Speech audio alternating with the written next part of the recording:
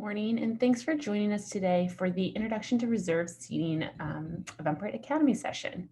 This will last for a little less than 30 minutes, and we'll go over a few different aspects of our reserved seating process. Let's get started. So today we'll cover reserved seating events overview. We'll go through some demos of creating a reserved seating event, and we'll talk about some best practices for your reserved seating.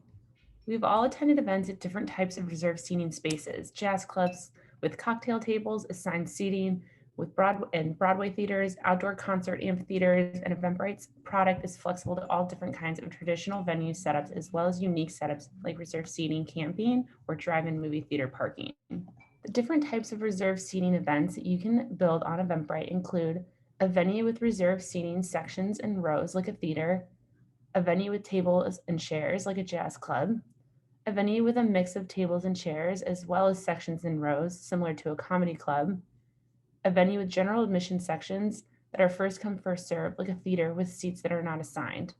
So today we're going to cover the basics that will ensure you can build any type of setup. So let's dive in. There are two ways to create a reserved seating event, depending on if you're using Eventbrite Core or Eventbrite Music. So we'll go through the steps for each product. If you're using Eventbrite Core, when filling in the basic info for your event, within the location section, make sure to toggle on the reserved seating option. If you're using Eventbrite Music, when you get to the ticket section for the event, you'll choose Build Reserved under Reserved Seating, which is the middle option on the screen here.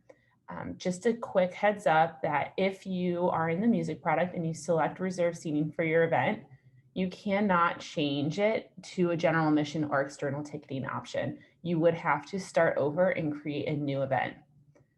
If you're using the Eventbrite Core product and you've turned this reserved seating on in the location settings, if you have not created a ticket yet, you can, or not sold a ticket yet, you can actually turn that off and use the same event. So just be aware of those options as you're going through this.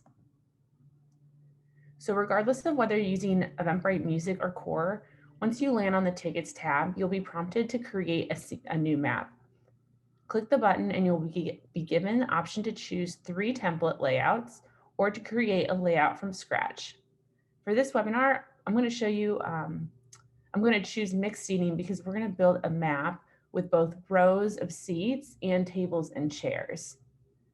I'm prompted to enter the number of sections and rows on my map, as well as the number of tables and the number of chairs at each table.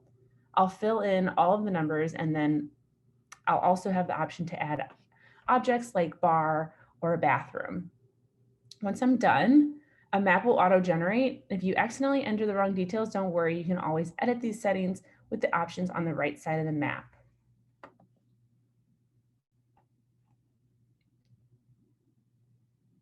So now we're going to focus on editing a section on the left. If you hold down the shift and highlight all of the seats, you can edit an entire section at once. Once the section is selected, it'll choose Edit from the right-hand menu. A pop-up will appear where I can start making the edits and customize the name of the section at the top. Next, I can work through the options to edit the layout of the section. If I made a mistake when entering the details initially and my sections only have 10 rows, not 20, I can adjust that here. I can also edit the number of seats in each row or even curve my section to match what it looks like in real life. After I make all these changes, I choose Apply and see my updates generate on the map from here.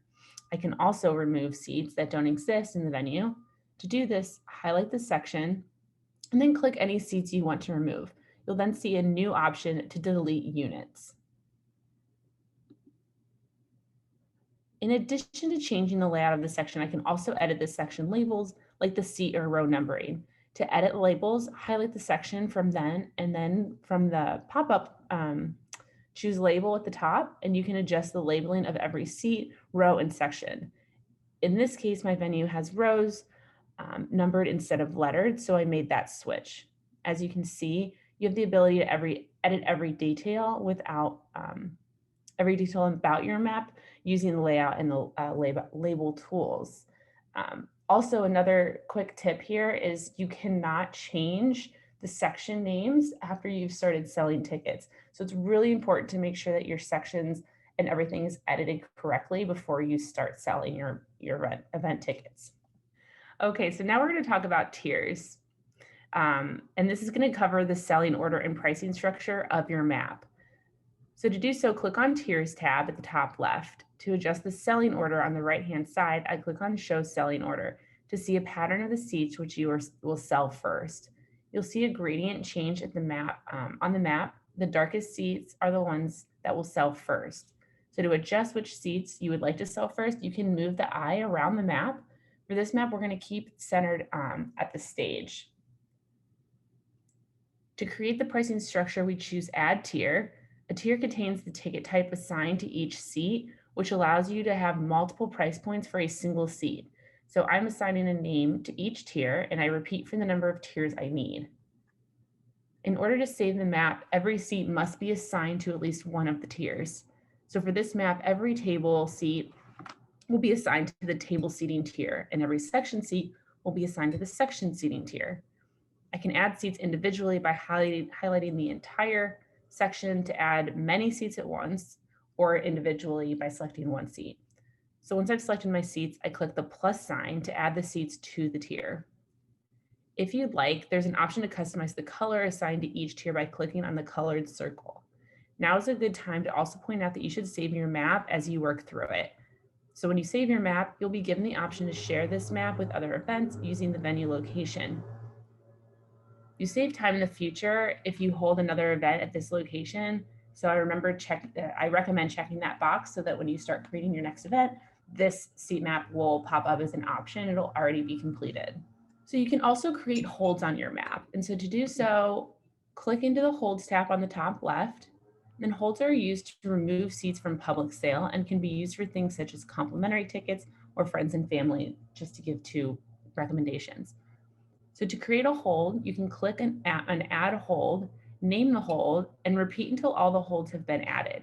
You can also give each hold a nickname of up to 3 characters, which will internally appear on each seat. So like tiers, holds can be added individually by holding down Shift and selecting as many seats as you'd like to add. So once you've selected the seats, you then click the plus sign next to the hold. So just make sure that you are adding the hold types before you're selecting the seats. Otherwise, all those seats that you've selected will be deselected. So in order for private purchasers to access the hold, hover over the hold and click on the lock icon, which will launch the access code tool. Enter the code you'd like purchasers to use, as well as set the parameters for sales, and then hit save. At this point, we've built out a map, we've assigned price tiers, and we've set aside any tickets that need to be held from public sale. So we're ready to exit the map and build our ticket types. So always remember to save and then click the X at the top right to go back to your event. So now we're going to begin building ticket types. As I mentioned, you press the X at the top right to exit out of the map and go back to the ticket section of your event. In the ticket section, I see both of my tiers listed with the color coding selected. To add tickets, I'll click Add Ticket Type button, and I'll see the ticket settings pop out on the right-hand side. You can enter a price for each tier. By entering a price, I'm activating a tier for the ticket type. I don't have to enter the price for every ticket type, just the ones I want to be activated for each tier, so it's okay to leave that field blank.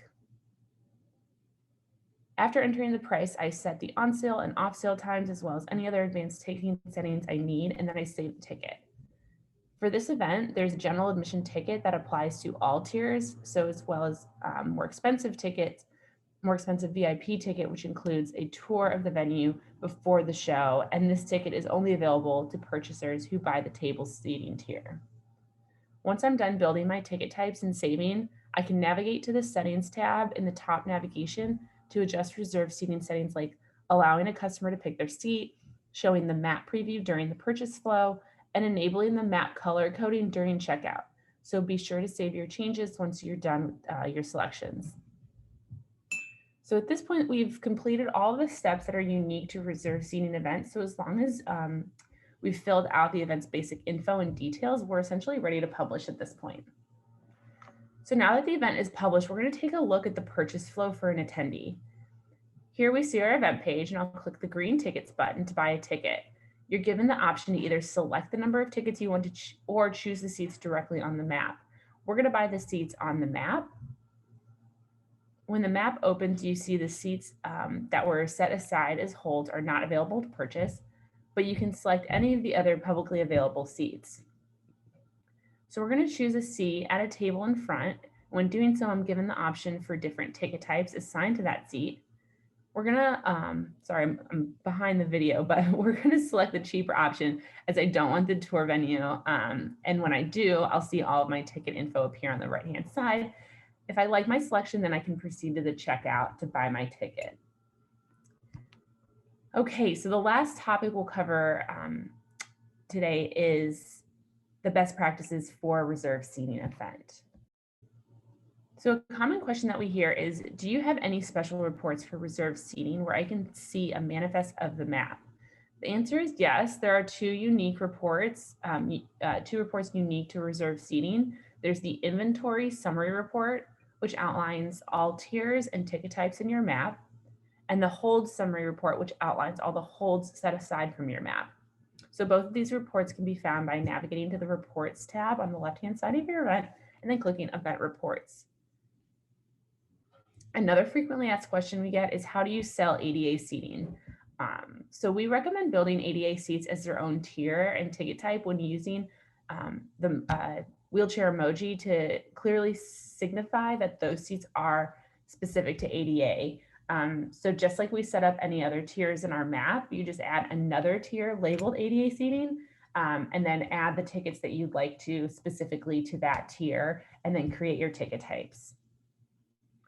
And lastly, my ticket types aren't appearing in the order I want them to. How can I fix this? So if you open the tickets section, there's a dropdown in which you can order the tickets by ticket type, and then you can click and drag and arrange them in the order you want to help move things around and make it more clear to your purchasers. So that was a lot of information, but we definitely have a ton of Help Center content available at all time. So please be sure to check out our Help Center and also our YouTube channel to see some how-to videos and also some quick step-by-step instructions. Thank you so much for watching this today, and we hope you have a great day. Thank you so much.